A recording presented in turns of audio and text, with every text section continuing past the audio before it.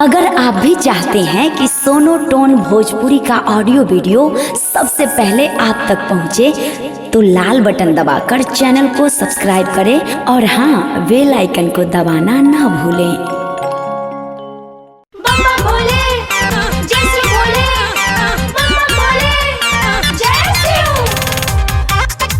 Music by Tinku तूफान।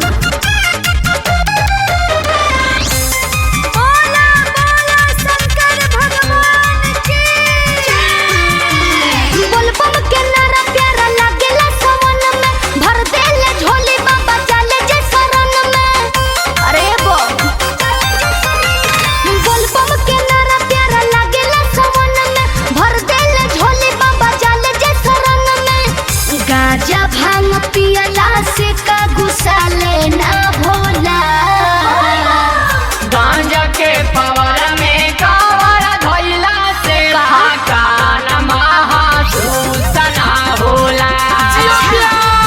गांजा के पावर में कावर धइला से कान महसूस ना होला।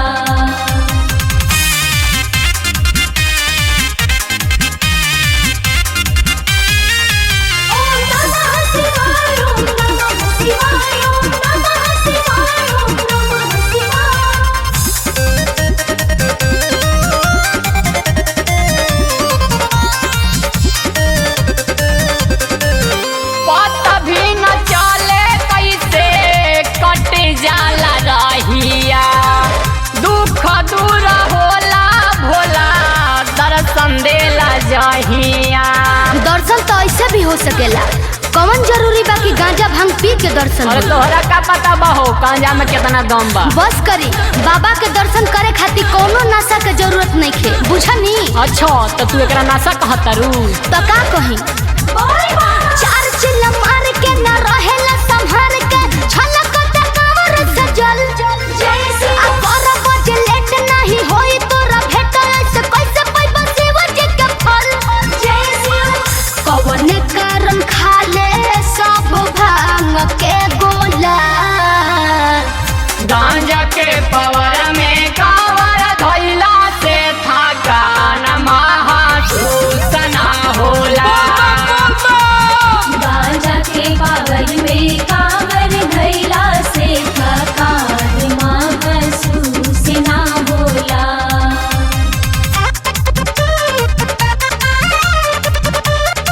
म्यूजिक बाय टिंकू तूफान।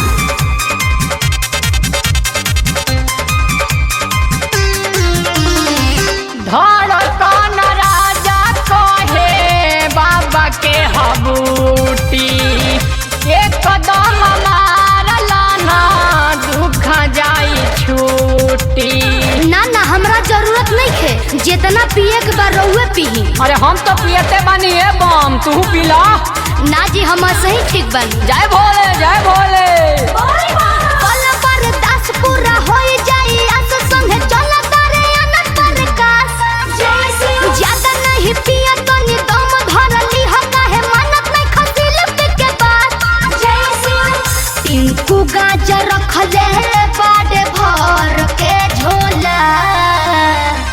गांजा के पवर में कावर धइला से थकान महसूस ना होला। गांजा के पावर में कावर धइला से थकान महसूस ना होला। बोलबम के नारा प्यारा लागेला सवन में, भर देले झोली बाबा जाले जे शरण में। गांजा भांग पियला से का गुस्सा लेना भोला। गांजा के